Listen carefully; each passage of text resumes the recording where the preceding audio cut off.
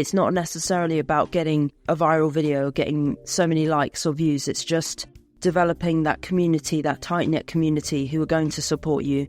It doesn't matter what you do, and they'll just be there for you. Welcome to the SheClicks Women in Photography podcast. I'm Angela Nicholson, and I'm the founder of SheClicks, which is a community for female photographers. In these podcasts, I talk to women in the photographic industry to hear about their experiences, what drives them, and how they got to where they are now. Our guest today is Dani Connor, a wildlife photographer and Canon Ambassador who came to the fore with a video about discovering and saving a family of red squirrel kits in Sweden.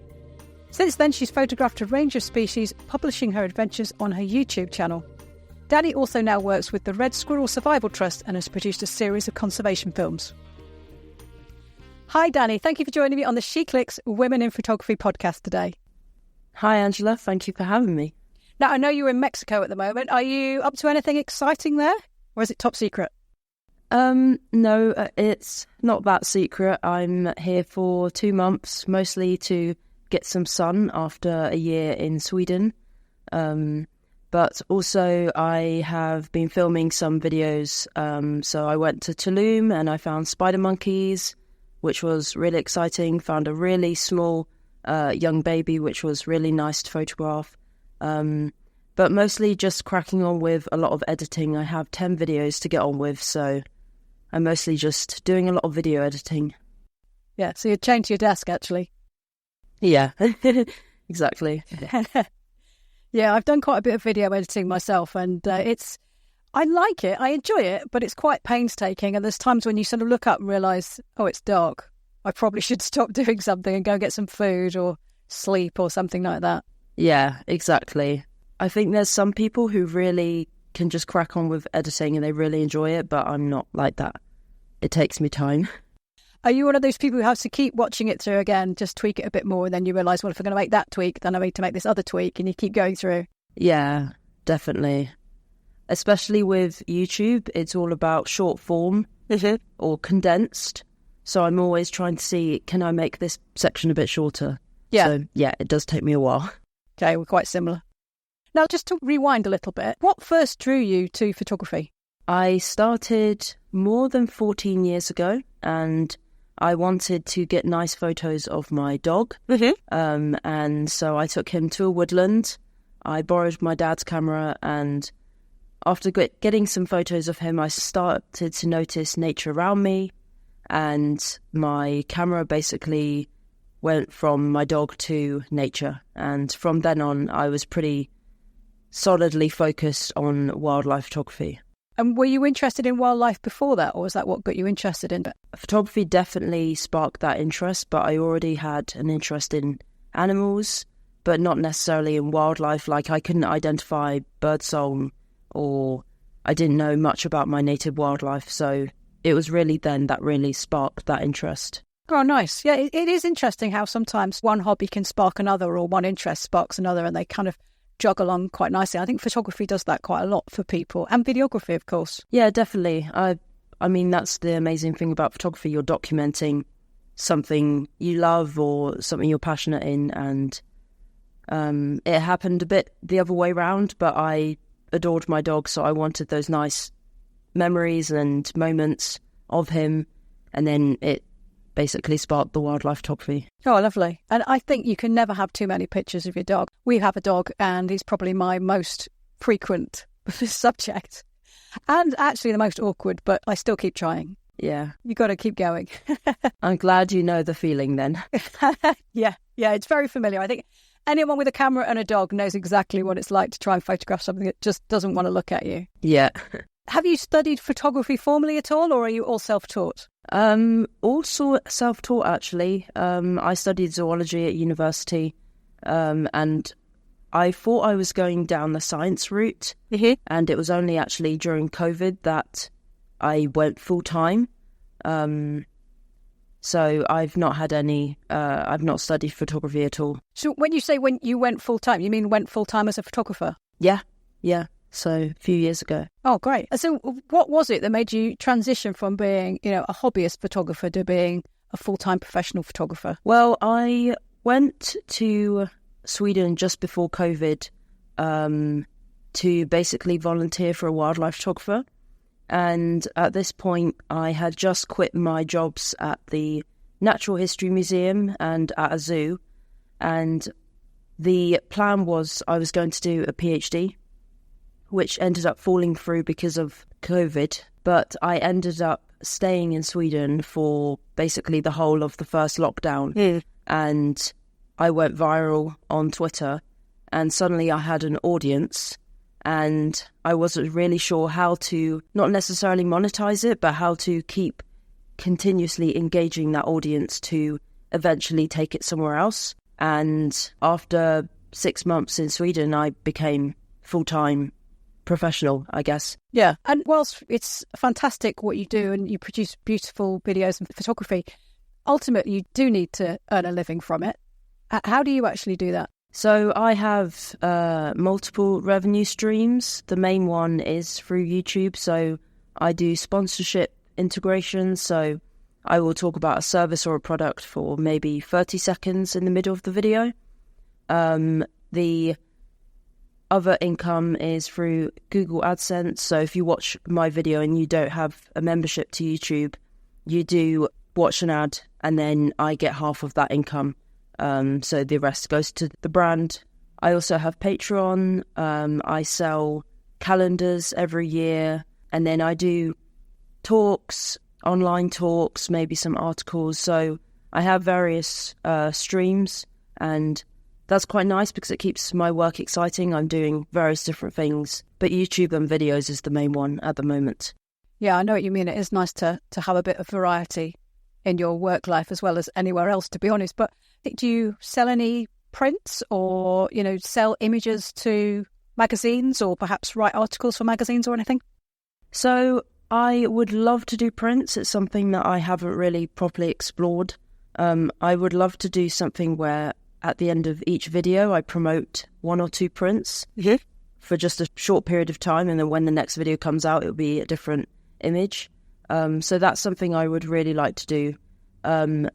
But I occasionally sell photos to magazines, but I find that often magazines want articles for free. So sometimes I don't get paid for those things. But the calendar that I release every year is something that I physically, create. It's a physical product, and that's really nice because otherwise when you're an online creator, all your work is sort of digital and online. So that calendar is something I always work a lot towards, and I love releasing it every year. And they are beautiful images. I've seen you showing them on your YouTube videos, and they are absolutely beautiful images. So I can understand why people would want to buy those calendars. Thank you. But what was the reason that you started your YouTube channel? During that time in Sweden, I was experimenting a bit with social media. So I was posting occasionally on Twitter. I was pretty active on Instagram already. And I made a couple of YouTube videos which were actually tutorials. One was photo editing, the other one was camera trap. And at the time I was sort of finding my style on YouTube, getting confident with speaking to the camera because it's not something that comes naturally to me, and I think most people. But it wasn't until the following year when I released a short film. It got shared on the homepage of Reddit. And within a week, it got 1 million views. Wow. And suddenly I had an audience on YouTube for the first time. And then I started to make videos. At the time, I wasn't making really any income because I had such a small audience. But after several months, that audience started to grow. And then maybe after a year of doing it, I started to get emails from sponsors, and it's only been actually a year that I've actually really started making an income from YouTube. You said that you didn't feel necessarily that comfortable when you first started talking to camera, and like you say, I don't think anybody does initially, but when your video went viral and everyone was, sort of looking to you for the next video, did you sort of think, oh my God, I'm not ready? Or did you feel like you settled into it by then? Yeah, well, actually, it's funny. That first video that basically started my YouTube was a short film about some baby squirrels. I helped. Their mum had got hit by a car, so I helped with provisioning and providing food. So the film was very much what my lens had captured and not necessarily about me. So I didn't actually speak to the camera in that whole video. So I guess it was a nice starting point. And from there, I started to do very short vlogs. And at the start, it was very much scripted. And I needed to prepare myself. And now I'm more comfortable. I can just talk to a camera and not have to really think about what I need to say in advance. It is quite a skill that you develop, isn't it? I mean, it's not easy. You have to put some work into it. Yeah, definitely. I mean, you have to say what you need to say, but also you need to seem like you're talking to someone. Yeah. So you need to smile, you need to be enthusiastic. Like, you aren't talking to a lens, you're talking to an audience. And that's something I really had to... I mean, I would watch my previous video clips and I look like I'm looking at a wall. Yeah. So I need to re-record and actually be, interactive and exciting. Yeah. When you script it, did you use a teleprompter or anything, or are you just good at memorising scripts? I would have it written down either on a notebook or my phone, and I would maybe remember a few sentences, then go back and look, because obviously at the end of the day, it's my video, so I can chop the sections where I'm looking at my phone. But now I can do it pretty smoothly. I still cut down a lot. I will re-record things often, just so it's more quick and concise, but I'm definitely better at it now. Yeah. It's always easy to go to voiceover, isn't it? But it is nice to actually see the person talking to you, I think, as well. Yeah, voiceover is tricky though, because if you can't see the person, then the audio has to be perfect. You can't have background noises, there can't be echo. But if you're seeing the person, it's okay if there's some background noise, I feel. So I actually struggle with voiceover, so I always try and do it actually to the camera. I think it sounds and looks more natural. Yeah. We'll be right back after this short break.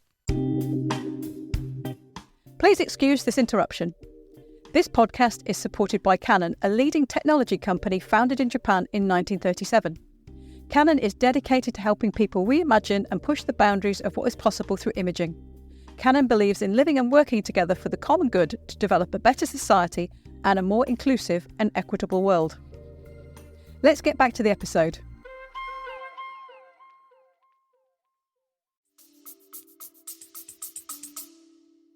Do you have any female role models that, you look to, or you maybe even speak to for advice or to look at their style?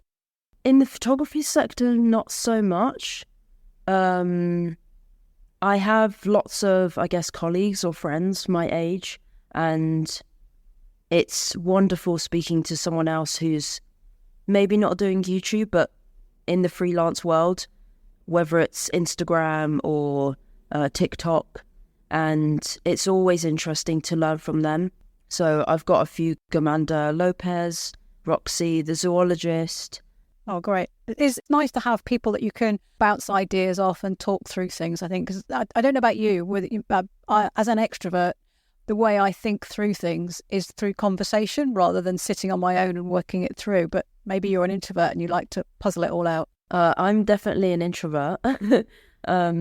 So I definitely like to take the time to work it out, whether it's listening to music or writing it down in a notebook, and then I will take it to my friends and discuss it with them. Yeah. But first I usually have to go through it myself.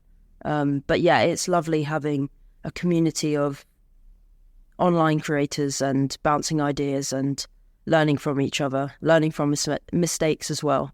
Yeah, I think that's really important, to be open to share the mistakes that you make, because, you help other people learn and you help sort of work it through yourself, don't you, by being open about that. And actually, that's one of the things I really loved about some of the videos that I've seen of yours, where you've actually sort of stopped and gone, oh no, hang on, that's wrong. And I just think that's so honest, it's and you've not put it in the bloopers section either. It's just in the video, oh, hang on, I need to change this. Yeah, I think people find that quite human and amusing. So there's times where, I film myself when I don't get the photo. There was one video, I think, a year or so ago, and I'm outside trying to photograph the moment a bird takes off from branch, there's several birds, but the light is perfect. Yeah. It's December winter light, so it's rich blue backgrounds, yellow bokeh, and it was just amazing. And I just had my finger on the shutter and you could hear it just ticking away. And I took maybe 3,000-4,000 photos and did get it. And people found that hilarious. So yeah, I think that's part of the magic of wildlife photography. Because if it was easy, you wouldn't want to keep going back. It's that occasional little... I think it's actually the same theory when you train a dog. You give them a treat, so they want a treat. And then sometimes you give them a big treat and sometimes they don't get a treat. So they're kind of like on their toes. Yeah. And I think that's a bit like wildlife photography. Occasionally you get that picture and it makes you so happy and you sort of think, oh, I wonder if I could do this, or maybe if the background was different or a different bird or something, and you just keep going back. Absolutely. I mean, I get asked all the time, will you ever get bored of squirrels? And I have so many photos in my mind that I haven't got. So I will always follow them because the more time I've spent with them, there's been behaviours I've witnessed that I really want to photograph. So I don't think I'll ever get bored of them. But I don't think you can get bored of any subject. There's so many different new photos and new ideas, and there's so many possibilities with wildlife photography. Yeah, and you're not completely in control of it all. So I think that adds a certain magic, doesn't it? Absolutely. Now, how do you balance your photography with your need or your desire to create videos and content? I would say it's not very balanced. I actually feel like I've lost that interest in photography just a bit because I'm so focused on video, because not only am I filming myself with the wildlife or with my camera, I'm also filming the wildlife. And in order to create a sequence that is good enough, I need a lot of footage so I can piece it together. Yeah. So one thing I've been doing which has helped with that is that I'm not just showing wildlife photography constantly. I'll show other aspects of my life so I can actually make the video a bit bigger and actually spend some more time focusing on photos. But before, I used to either have to be in photo mode or video mode in my head. So I'd have to either focus on, I'm getting photos right now and I need to have these settings, I need to be in this mindset. Yeah. And now I'm a bit better with switching between quite easily and quickly. But being with the spider monkeys just 2 weeks ago was a good example where I was getting the footage. It was also very difficult because there was a lot of foliage in front of the monkeys, so I needed to have different settings. I was changing things, and then I was just like, wait, I need to get some photos. So I would then focus on photos, and then I'd actually get very excited about taking photos, and I'd forget that I need to take videos. So it's not that balanced. I'm getting better with it, and I think one thing that will help me is actually having two cameras, one with a wide angle lens, and I can sort of just have it on me, maybe with a wireless microphone, and I can just move around, take my photos and videos. Yeah. I noticed that when you were filming yourself taking photos, the camera you were using for the photography, you had a shotgun mic on it. So, you're ready to get video footage of the animal as well. You share it in a different way, obviously, don't you? But seeing those clips of video interspersed by photographs is lovely. Yeah, I think it's definitely engaging because you can see how the scene looked in video and then how I've created my photo, how I've edited it, and, that difference. And it definitely increases the pace of the video. You're looking at different things, and I think that's quite engaging and exciting. But, I mean, there's been multiple times where I've forgotten to take photos. So there's no photos. It's just video clip, which is fine. Like, I enjoy getting the video clips, but to me, those photos I'm going to go back to in 5-10 years, but the video clips I may not. Yeah, because the best one in the world, I mean, you can flip through your images quite quickly and sort of get a satisfaction from that, whether that's in, on screen or an album you've created, or you've got prints on the wall, or perhaps one of your calendars. But a video, there's a lot of time involved in actually reviewing those again, isn't there? Yeah, and I think the issue with YouTube is once people have watched it once, they won't watch it again. So it's very much like in the moment, after 2 weeks, the video is potentially irrelevant. So, which is a bit sad. Like, that's why I like to do more of the either the conservation films or the short films, because people return to those. Yeah. So my short film, The Squirrels and Me, people have told me they've watched it. They watch it every Christmas. Oh. Which is lovely to hear. But a regular YouTube video, people don't return to. Yeah, I suppose they are quite different. I've not really thought about it like that. You are now a Canon Ambassador, so congratulations on that. How did that come around? Thank you. Well, my relationship with Canon started almost 2 years ago now, and it was quite unusual because I had been approached for the R7 launch as well as the Canon professional team to basically be almost like a mentor and support me in whether I need equipment or any negotiations with fees or anything. They just said, we're here, we would love to support you. And I was just like, amazing. So after a few months, I went to Spain to do the R7 launch, which was very exciting. Photographed the Iberian Lynx, and I did many talks and articles about the R7, and I guess this was building a portfolio of my work with Canon, and then they invited me to apply for the ambassador program, and I got accepted. Fantastic. Congratulations. That is wonderful. Thank you. And have you completely switched over to a mirrorless system now? Because I know you were shooting with DSLR, and then you had one DSLR and one mirrorless camera. Yes, so I am entirely mirrorless now. It did take some time. I remember when I got my R5, I was overwhelmed by the number of settings and the capabilities of the camera. And before I was shooting on the Canon 5D Mark IV, which I had been on the 5D series for maybe 8 years before that, so I was very comfortable with it.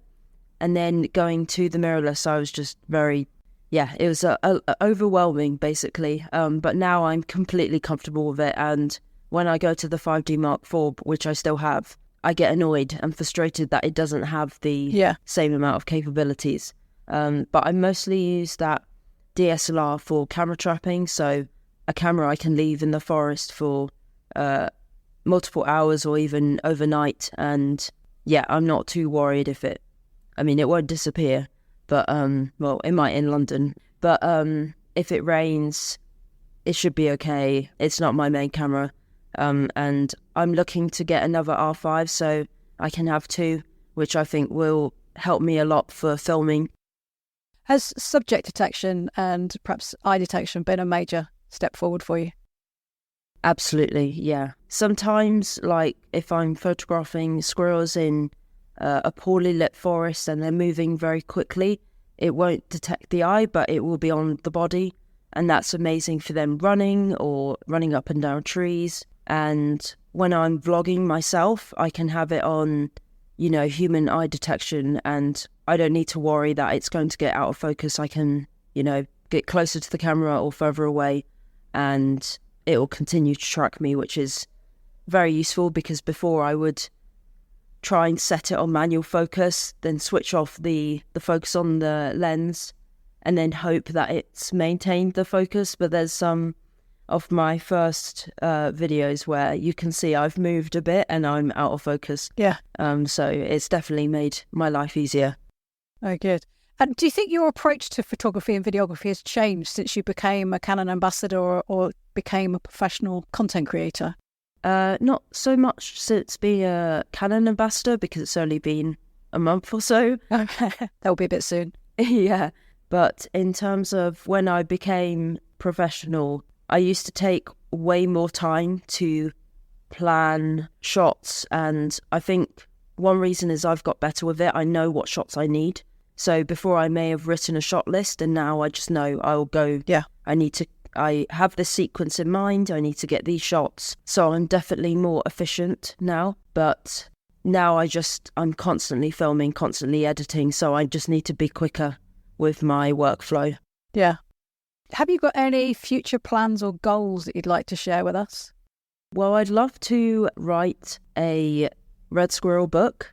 And this summer in particular, I've got many photos that are quite unique of like squirrels in their dray or peeping out of the dray, collecting bedding material. So I'm starting to get a collection of red squirrel images I think would be quite good for a book. It's not just cute portraits, it's actually different behaviours. So that will be great. But I'm currently working on a secret video series, and I'm hoping that will be out maybe towards Christmas time, or if not, early 2024. But it's 6 or 7 episodes, and it basically follows my journey with an individual animal. It might be a squirrel. And it's quite unique because it's unlike any of the other videos I've done where it's like an actual series. But yeah, I don't want to give too much away, but I'm following one squirrel for 7 episodes. Okay, fantastic. Well, we'll keep our eyes peeled for that. It sounds very exciting. Look forward to seeing it. And the book. The book sounds good too. Yeah, I think there'll be a lot of work. Yeah, I'm sure it will be. Okay, so now it's time for 6 from SheClicks.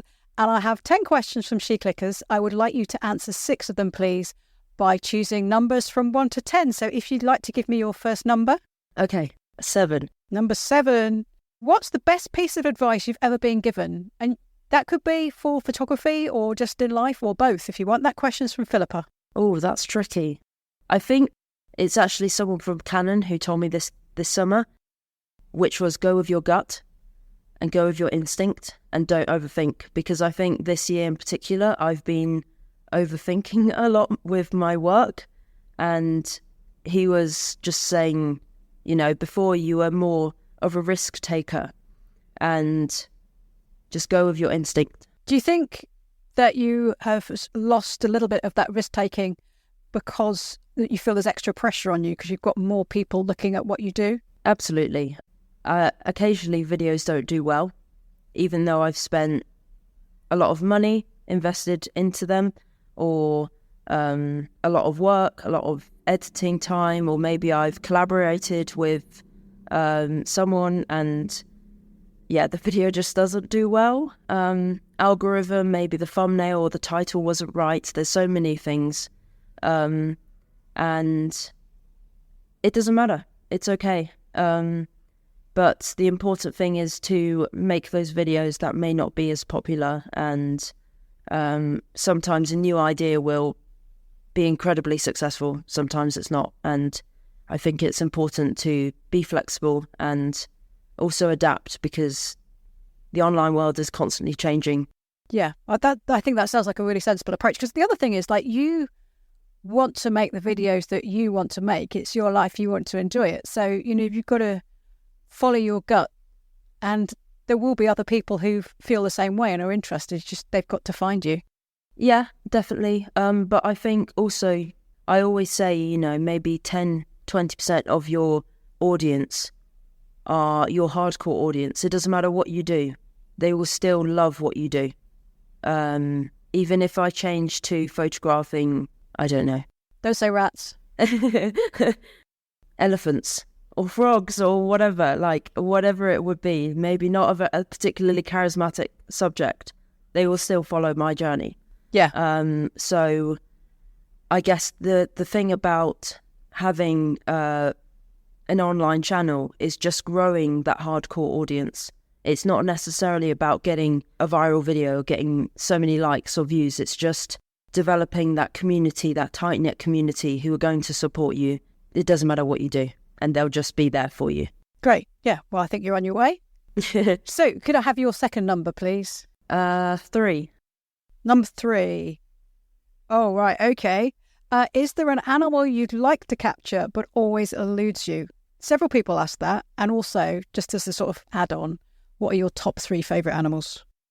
Okay. I don't think there's particularly been an animal that's eluded me. I really, really want to photograph tigers, so that's on my bucket list. But I don't think there's been... The thing is, the more time you spend trying to get a photo or with a subject, eventually you'll have those golden moments. So I guess if there's something that's been eluding me, I will just spend more and more time to try and capture them. My top 3 animals would be red squirrel, I have to say that. Number 1, surely. Yes. Tigers and killer whales. Killer whales. Interesting. Why do they make the list? I just think they are extremely intelligent, and unfortunately I've only ever seen them in captivity, but watching videos of, them, like different populations hunting different strategies, just they're fascinating. I'd love to photograph them. Oh, well, good luck with that. I hope you get to do that soon. Thank you. Could I have your 3rd number, please? Let's go for 1. Number 1. Okay. Did you find that the squirrel videos going viral, particularly the first one, has in some way typecast you, so you feel like you have to keep going back to the squirrels, even if you want to shoot something different? That question's from Paula. Yes. It slightly frustrates me, that every time I post a squirrel photo on Instagram, it usually gets double or triple the amount of likes than any other subject I share. And I love red squirrels. The more time I've spent with them, I've realised how charismatic they are, and I'm constantly learning from them. But I do like to photograph all wildlife. I'm not necessarily just tied to red squirrels, but it does feel like that sometimes, which is okay. But I think red squirrels help me become professional, and they are cute. They are relatively widespread, not in the UK, but across Europe. So a lot of people can connect with me because they have red squirrels that they follow. So I think they are quite a good subject to engage people with. But yeah, if I share a photo of a less charismatic species, then it doesn't get the same engagement, but that's okay. The red squirrel kits, though, they are ridiculously cute. I mean, I was trying to think, is there anything cuter, do you think? I think some baby seals, baby grey seals, they're quite adorable. Yeah, baby harper seals. Big eyes, yeah. Yeah. But yes, they are quite adorable, red squirrel kits. Okay. So, can I have your 4th number, please? Let's do 4. Okay. What makes you want to pick up your camera other than wildlife, if anything does? That's from Liz. Oh, in terms of a professional perspective, I guess it would be that it is my livelihood. So picking up a camera, recording myself or wildlife is going to feed me. But in terms of my inner passion, I love watching wildlife with binoculars. So although I love to capture moments, I also just like to be in nature without a camera, without a phone, and just be completely immersed and connected to the natural world. So although I absolutely adore wildlife photography and photography, it's not always about that. So it's funny because I started wildlife photography because of the photography, but now I love to go out in nature without the camera, and that's not often something I can do, but when I do, it's beautiful to just be connected with nature, just listen to bird sound and not be focused on a phone, the internet, or photography. Yeah, a lot of people find that quite hard to achieve, so it's good that you're able to do that. I think maybe sort of being quite remote in Sweden helps with that, I guess. Yeah, definitely. And I definitely find that sometimes being without the camera actually helps inspire different ideas, because I'm not focused on getting the photos. I can just be like, oh, this would be a really nice moment to capture. Yeah. Or this is an amazing location. Maybe I could set up a camera trap here. So sometimes being without the camera is also about planning and researching a location, or maybe how the light moves in the forest. Yeah. Okay, so can I have your penultimate number, please? 6. Number 6. Do you have any plans to run workshops? I noticed that you're leading a trip to Madagascar, so maybe that will lead to more workshops. That question was asked by quite a few people, actually. So there's obviously demand. Okay, so I'm not hosting Madagascar. Unfortunately, that one fell through, but I am going to Iceland next year. So we are going with 8 guests. There are 2 spots still available. And the focus is puffins and Arctic foxes, as well as some landscapes. But I am going to be announcing some more trips soon, including Svalbard, Alaska, and also Japan in the winter. And they'll be over the next 2 or 3 years. But I've never really thought about workshops before, and then I saw so many people wanted to go on workshops. So it was actually my audience telling me that they want workshops that I decided to do them. But I'm not sure how much video I will do then, and maybe it'll just be about photography and having a good time with the guests. But I will be doing some lectures in the evening and some, I guess, like tutorials about how I edit. So I'm quite excited for those because it'll be the first ones that I've ever done. Yeah, that sounds very exciting. I'm sure there'll be lots of people wanting to join you on those. Do you get to take photographs or shoot videos with other people very often? Not really. If I want to work with a guide or someone who really knows what they're doing with a certain species, so I went with a guide who was also a photographer for musk ox. That's a nice moment where I can actually shoot with someone else or talk with someone else about wildlife photography, settings, etc. But otherwise, I'm mostly on my own. But I do like shooting with other people. It just doesn't happen that often. Yeah.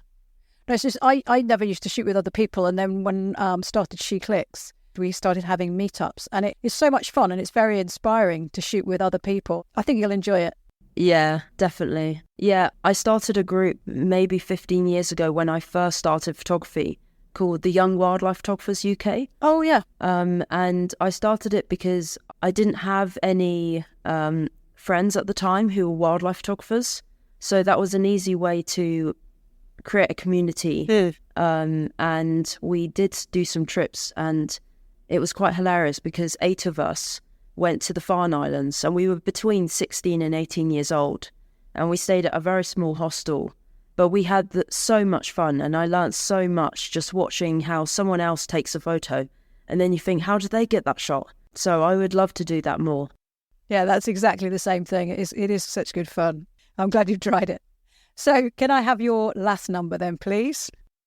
Let's go for 10. Okay, so this is from Helen, who actually, in SheClicks, we call her the Squirrel Whisperer. Okay. Because we had a trip to Bushy Park, and the squirrels just basically ran up her leg, and, they came really, really close to her. And at one point, one was inside her lens hood, so, she had to back off a bit. So anyway, so this is from Helen.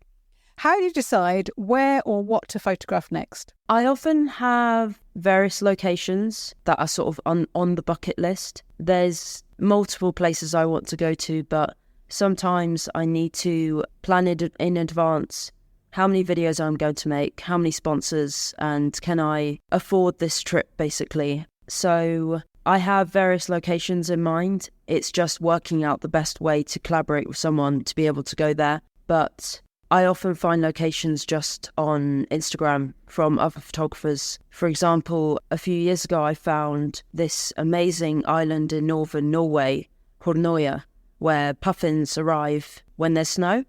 And I'd love photograph puffins. And I thought that was absolutely incredible that you can photograph puffins in snow. And this year I managed to go there. So it did take a couple of years, but I usually find my locations online and then work towards somehow trying to get there.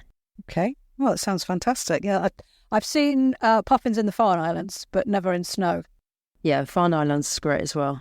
They are very cute as well, actually, aren't they? Yeah, and amusing. Yeah. Well, Dani, thank you so much for joining me today. It's been absolutely fantastic to hear from you, and I wish you all the best with your next ventures. Well, thank you, Angela, for having me, and it's been absolutely lovely to chat to you. Thank you. Bye. Bye. Thanks for listening to the SheClicks Women in Photography podcast. I hope you enjoyed it. You'll find links to Dani's website and social media channels in the show notes. I'll be back with another episode soon, so please subscribe to the show on your favourite podcast platform and tell all your friends and followers about it. You'll also find SheClicks on Facebook, Twitter, Instagram and YouTube if you search for SheClicksNet. So until next time, enjoy your photography.